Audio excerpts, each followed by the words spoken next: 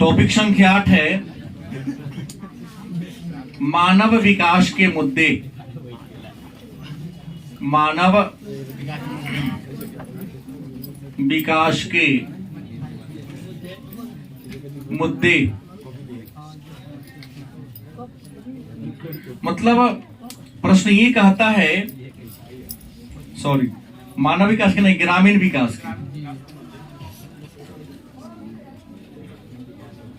ग्रामीण विकास के मुद्दे। हम सभी जानते हैं कि भारत गांवों का देश है। भारत की आत्मा गांव में बसती है। लेकिन सवाल यह है कि आखिर गांव का विकास होगा कैसे? गलत कि सही? भारत गांवों का देश है, भारत की आत्मा गांव में बसती है। लेकिन सबसे बड़ा मुद्दा, सबसे बड़ी समस्या हम सबके बीच बनी हुई है, एक बैठ गया है हम सबके दिमाग में कि आखिर गांव का विकास होगा कैसे। अगर गांव हमारा पिछड़ा हुआ है तो गांव के पिछड़े रहने के पीछे रीजन क्या है? तो एक बात, इतना उम्र आप लोग पूरा कर लिए हैं कि जो मैं कहने जा रहा हूं उस बात को आप समझने में सक्षम हैं। गांव के विकास में अगर सबसे बड़ी समस्या है तो वह है आधारभूत सुविधा की कमी। गलत कि सही? आधारभूत सुविधा मतलब क्या हो गया? अच्छी सड़क नहीं है, सड़क है पतली है, चौड़ी नहीं है। सड़क है भी तो मजबूत नहीं है। गलत कि सही? बिजली नहीं है, पीने के लिए स्वच्छ जल नहीं है। स्वच्छ जल है तो किसी के हैंडपंप के आगे ब्लैक देखता हूं लगा हुआ है, तो किसी के आगे पीला लगा हुआ है। पूरा व्हाइट कपड़ा 5 दिन धो लिए उसमें तो पीले हो जाएगा, पेड़ का रंग चढ़ाने की कोई जरूरत नहीं। सही बोल रहा हूं? अच्छी स्वास्थ्य सुविधा नहीं है। दवाई बेचने वाला डॉक्टरी का काम करता है गांव में। सुइया भूखने आ गया, गांव के लोग डॉक्टर साहब कहता है, हो डॉक्टर साहब। केवल भूखने उसको सुइया आता है, पानी चढ़ाने आता है, इसके अलावा कुछ नहीं आता है। और गांव का बहुत बड़ा हकीम बन के बैठे हुए हैं। 1 रुपया के दवाई के 5 रुपया, वो तो बात की मुद्दा है। सुइया भोगते भोगते ऐसा डिग्री कर लेता है, कई बार लिख देता है MBBS फलानमा। वैसे लोग से परिचित हूं। पान का दुकान चलाते सुइया भोगना सीख लिया, और कुछ दिनों के बाद अपने घर पर लिखते डॉक्टर फलानमा कुमार।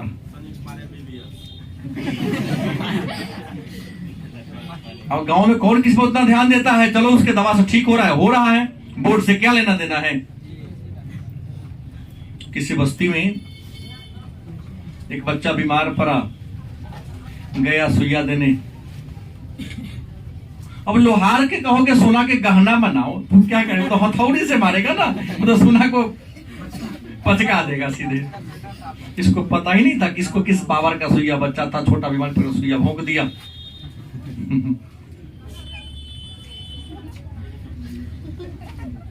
बच्चा तो मर गया। शिवहर की सच्ची घटना है। शिवहर के बगल में एक छोटा सा मोहल्ला है, वहां की वो सब उठ गया, तत मारा कि अपना नाम भूल गया। डॉक्टर बात छोड़ दो, वो अपना नाम भी भूल गया। क्या है? तुम जो सोचते हो नहीं, हमारे गांव में आज भी स्वास्थ्य की समस्या है। गांव की बात छोड़ दो, सीतामढ़ी में भी अच्छे डॉक्टर का अभाव है। मैक्सिमम यहाँ क्वैक ही है, रिसर्च का एक्सपेरिमेंट करते हैं, एक्सपेरिमेंट कर करके दवा चेंज करते हैं। यहाँ टेस्ट भी गलत रिपोर्ट देता है। हम एक ही टेस्ट को 2 जगह करा, 2 जगह रिपोर्ट दे दिया। इस साल की कहानी है। दिमाग नहीं लगा, क्षमा मांगना शुरू कर देता है गलती होने के बाद। पढ़ाना है ना, दिमाग से थोड़ी लगाना। जाओ, इसके बाद किसी को कहूंगा भी नहीं फलाना कि यहां जाओ। आता कुछ नहीं है, डॉक्टरी के पीछे बैठे आगे गुंडाजार को रखे हुए हैं। कुछ घटना घटेगा बोलेगा तब उन्हें जाके कुछ कर देना, विरोध करेगी। ऐसे ऐसे कहानी है आपके शहर की। डॉक्टर हैं, बदमाश को रखे हुए हैं, क्योंकि आता तो कुछ ही नहीं है ना। दिल्ली में मैं दिखाया हूं, बड़े बड़े डॉक्टर से मिला हूं, कंपाउंडरों नहीं रखता है वो लोग।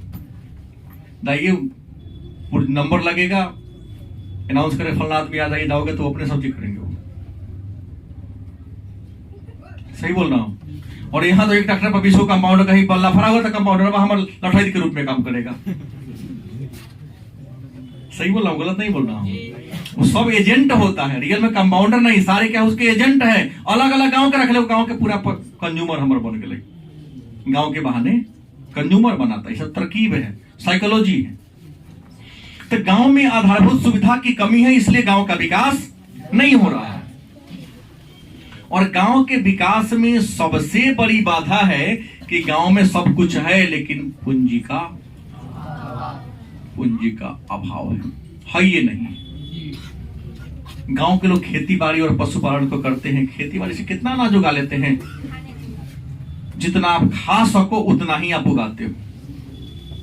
एक गाय या भैंस अपने दरवाजे पर रखे हैं, उससे प्रतिदिन का जो सुबह शाम का हरी साग सब्जी का जो खर्च होता है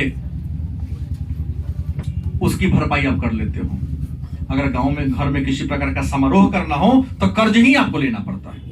तो एक मुद्दा बन गया कि गांव का विकास होगा तो होगा कैसे। तो गांव का अगर विकास करना है तो हमें सबसे पहले कृषि का विकास करना होगा। गलती किससे? क्योंकि गांव के लोग अपने जीविका के लिए कृषि पर निर्भर है। तो कृषि का विकास करोगे तो गांव का ऑलरेडी धीरे धीरे डेवलपमेंट होगा।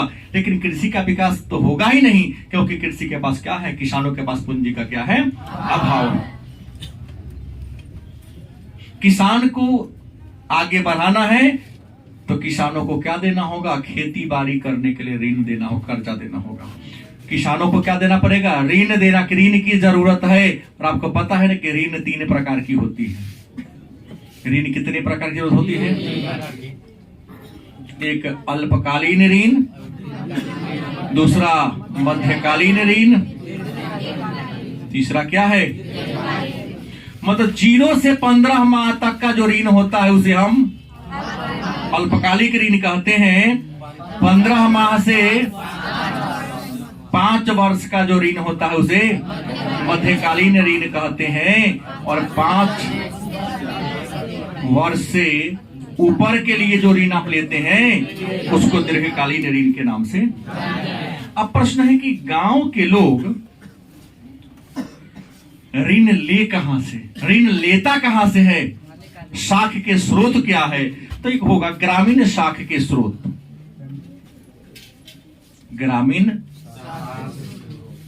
शाख के स्रोत। देखो, शाख का मतलब होता है विश्वास, भरोसा। गांव में एक बात रखेंगे याद, कर्जा उसी को मिलता है जना पर भरोसा होता है। आपके पास 500 बीघा जमीन है, विश्वास लोग नहीं है, 1 रुपया को नहीं देगा आपको। कई बार आपको कुछ भी नहीं है लेकिन आपका विश्वास बना हो तो लाखों रुपया आपको कर्ज मिल जाता है।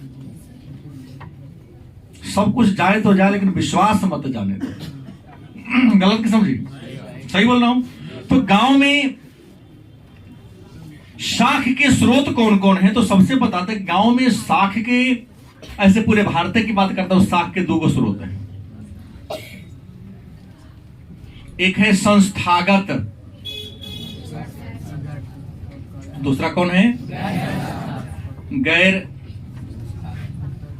संस्थागत।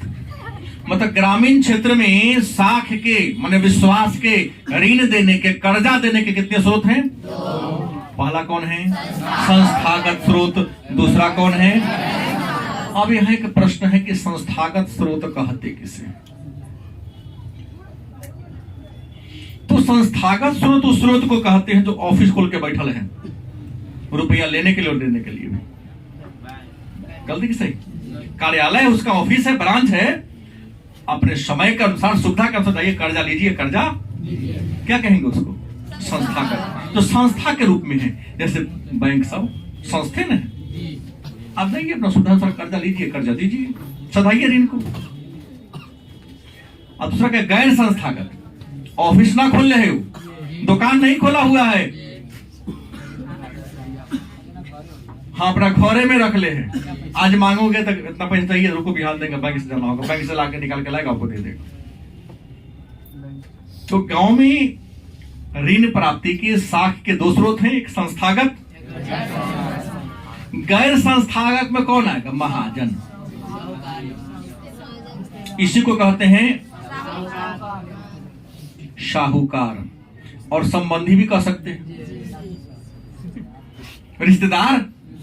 कई बार अपने रिश्तेदार से ले लेते हैं कि नहीं, काम हो गया तो वहां ब्याज नहीं लेता है लोग। कई बार रिश्ता बरकरार है तो नहीं, आपको हम बैंक का जोड़ के देंगे कि आपका पैसा बैंक में रहता तो पैसा मिलता ना, रिश्ता मजबूत करने के लिए। कि ऐसे मांगेंगे तो थोड़ा आगे पीछे कर देंगे, हम ले रहे हैं आपको, इसमें हम जो उचित इस रुपया का पारिश्रमिक होगा मैं आपको दूंगा। ये संबंध अच्छा रहता है, टिकाऊ होता है, मजबूत चलता है। क्या सुनो आकाश, गलती बोल रहा हूं? संस्था मैंने ऑफिस खोल के बैठा है, ब्रांच खोल के, तो ऑफिस में क्या होगा? पहला हो गया व्यापारिक बैंक। पहला कौन है? अब कहोगे व्यापारिक बैंक क्या है? तो व्यापारिक बैंक उस बैंक को कहते हैं जिसका उद्देश्य मुनाफा कमाना होता है। मुनाफा कमाने के लिए जो रुपया का लेन देन करता है, तो मुनाफा के उद्देश्य से, लाभ के उद्देश्य से रुपया का लेन देन करने वाले बैंक को कौन बैंक कहेंगे? व्यापारिक बैंक कहते हैं। कोई तकलीफ है किसी को? आगे बढ़ो। अब मैंने कल ही कहा था लिखाने के क्रम में कि भारत में वर्तमान समय में व्यापारिक बैंक कैगो है? Bank of India, Punjab national bank, bank of Baroda, state bank, हाँ bank of India, central bank, ऐसे करके कितने बैंक हैं? 12 बैंक है। इसमें आरबीआई को शामिल नहीं कीजिएगा क्योंकि केंद्रीय बैंक है, वो बैंकों का बैंक है वो। इंडियन पोस्ट क्यों नहीं आएगा? हमने 4-5 का नाम लिया है, 12 गो। इंडियन पोस्ट पेमेंट बैंक, हाल में उसको बैंक का दर्जा मिला है, नहीं तो पहले पोस्ट ऑफिस था, चिट्ठी का लेन देन का काम करता था। दूसरा क्षेत्रीय ग्रामीण बैंक, क्षेत्रीय ग्रामीण। और आपको मैंने कल कहा था कि क्षेत्रीय ग्रामीण बैंक की स्थापना 2 अक्टूबर 1975 को हुई थी पहली बार, और प्रारंभ में इस बैंकों के क्षेत्रीय ग्रामीण बैंक को था 196 को था। कितना था? लेकिन वर्तमान समय में घटकर मात्र 67 को रह गई। कितना है अभी? कितना है अब? तो ग्रामीण बैंक, क्षेत्रीय ग्रामीण बैंक खोलने पर भी प्रतिबंध लगा दिया गया है। कहीं पर नाम लिखा होगा उत्तर बिहार क्षेत्रीय ग्रामीण बैंक, कहीं लिखा होगा वैशाली क्षेत्रीय ग्रामीण बैंक, है या नहीं है? तो अलग अलग नाम से क्षेत्रीय ग्रामीण बैंक आपके शहर में, आपके गांव में मौजूद है। तीसरा है सहकारी शाख समितियां। सहकारी शाख समितियां। अब ये सहकारी शाख समितियां हम यहां ले लें, सहकारी शाख समितियां। ये जो सहकारी शाख समितियां हैं, यह भी ग्रामीण क्षेत्र में आम जनता को ऋण उपलब्ध कराने वाली एक बैंक है। 10 मिनट वेट करना पड़ेगा। क्या है? एक बैंक है। और ये जो सहकारी शाख समितियां हैं, इन सहकारी शाख समितियों को स्थापित इसलिए किया गया क्योंकि गांव के जो महाजन थे, साहूकार थे, किसानों का भयंकर जबरदस्त शोषण किया करते थे। 5 रुपये सैकड़ा नहीं कहो, 60% वार्षिक ब्याज की दर से कर्ज दिया जाता था। गांव में कहता है ना 5%, 4%, 3%, कहने के लिए थी नहीं, इसको मान लो 60%, 48%, ये हो गया 36%। जबकि बैंक हमको मात्र 12 से 13% ब्याज पर कर्जा देती है। तो बैंक से लेके हम उसको साधारण उचित नहीं समझते, इसलिए हमको बैंक कर्ज नहीं दे पाती है, और महाजन को 60% कर्जा सधाने के तैयार होते हैं। मतलब बैंक से हम 100 रुपया लिए तो साल भर के बाद बैंक हमसे 100 रुपया का मात्र 12 रुपया इंटरेस्ट लेता है। 2 मिनट 12 रुपया इंटरेस्ट लेता है। लेकिन यदि हम किसी गांव के महाजन से कर्ज लेते हैं तो गांव का महाजन 100 रुपया का एक साल में 60 रुपया ब्याज देता है, 5 रुपये सैकड़ा से। मान 100 के एक महीना में 5 गो, अगला महीना फिर 5 गो, एक साल भर कई महीना तो 12 बचे। तो बैंक से लेने में फायदा है, लेकिन लोग बैंक से लेकर देना नहीं चाहता ना बैंक को। गांव के महाजन आएगा ना दे, गर्दन में काम चला कर दूरा पर बांध की तरफ से पैसा ले, वो डरे दे देते हैं। अब बैंक से लाके भूल जाते हैं। बैंक के कर्मचारी आता करने तो फोन ही नहीं उठाया। इतना ही नहीं, उस दिन घर ही नहीं है, आप घर से निकल जाते हैं। लेकिन महाजन तो गांव के है। 2 मिनट बहुत समय दे रहे तो क्लास ये चल रहा है, जाके बोल दी लाइव चल रहा है। तो सहकारी इसी के गांव के महाजन से, गांव के जो साहूकार थे, इन साहूकारों और महाजनों से आम जनता को बचाने के लिए सहकारी साख समिति खोला गया। और भारत में सहकारिता एक आंदोलन के रूप में कब शुरू हुआ? तो 1904 में हुआ था। 1904 में सहकारिता नामक आंदोलन शुरू हुआ था। गलत की सही? और भारत में ग्रामीण साख समितियों को 3 भागों में बांटा गया है। जो पहला लेवल पर है, इसका नाम है प्राथमिक सहकारी साख समिति, जिसको कहते हैं लोग पैक्स, है ना। किसानों के उपज को खरीदता है और किसान को उसके जरूरत के अनुसार कर्ज वगैरह देने का काम करता है। गांव लेवल पर है पैक्स। जिला स्तर पर जिला सहकारी बैंक क्या है, और तीसरा क्या है? राज्य सहकारी बैंक। 3 लेवल पर है, गांव में, जिला स्तर पर, राज्य पर। गांव वाला को कर्जा कौन देता है? जिला वाला कौन देता है? राज्य के लिए बना हुआ बैंक नाबार्ड। कृषि के क्षेत्र में ऋण देने वाली जो सबसे बड़ी संस्था है उसका नाम क्या है? नाबार्ड।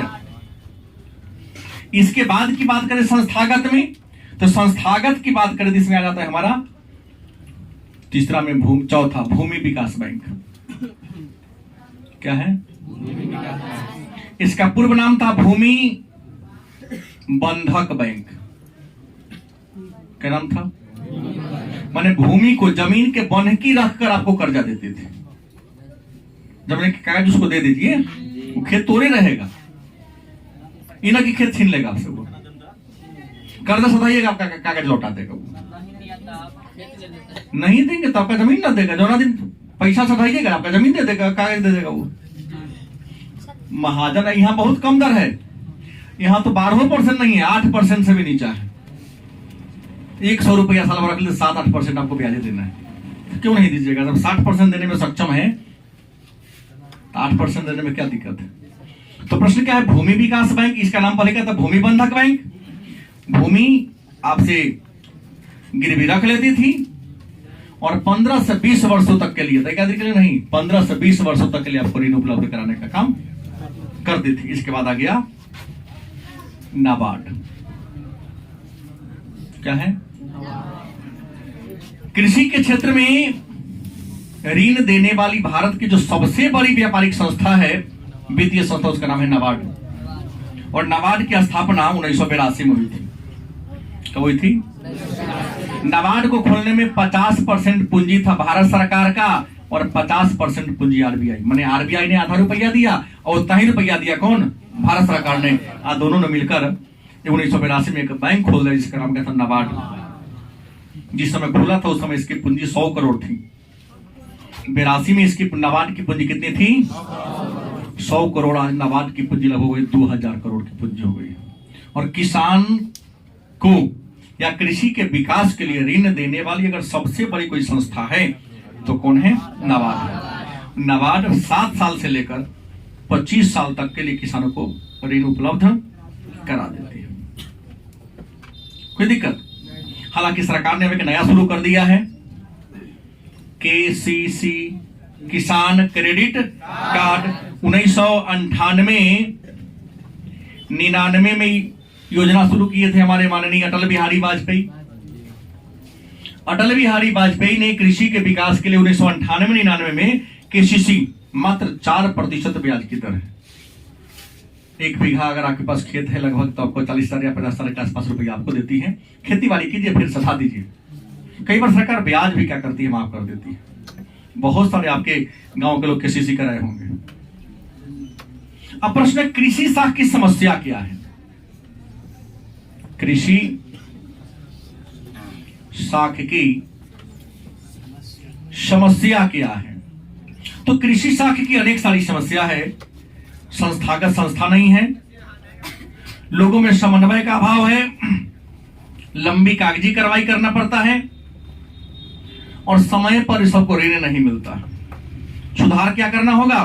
तो सुधार करने के लिए आपको करना पड़ेगा कि संस्था गांव गांव में बैंक का ब्रांच खोलना पड़ेगा, किसान को आसान शर्त पर ऋण देना पड़ेगा, कागजी प्रक्रिया में लेट नहीं करना होगा। नहीं, यहां तो लोग कहता है कि लोहा के बाटा का चप्पल खरीद लो, अब बैंक में दौड़ने लगो, चप्पल खिया के टूट जाएगा, लेकिन बैंक अंत में कहेगा ना कुछ की कागज न है इसलिए आपको हम लोग ना देंगे। सही बोल रहा हूं? फिर सुधार करना क्या होगा? तो कृषि विपणन केंद्र खोलना होगा। कृषि विपणन केंद्र, कहो कि कृषि विपणन केंद्र क्या है? तो किसान जो अपने खेत में धान गेहूं उगाते हैं, उसको बेचने के लिए बाजार खोलना पड़ेगा, ताकि किसान अपने उत्पाद को वहां पर जाकर बेच सके। लेकिन दिक्कत आज क्या है कि बाजार है, लेकिन उनमें बनिया का चलता है, किसान का अनाज गांव में कम दाम पर खरीद लिया जाता है, क्योंकि किसानों के पास क्या है? गरीबी। और गरीबी का फायदा हम इंसान खूब उठाता है, बनिया लोग। ये दिक्कत है। तो ये सब सुधार करके आप गांव का विकास कर सकते हैं। कॉपी निकालिए।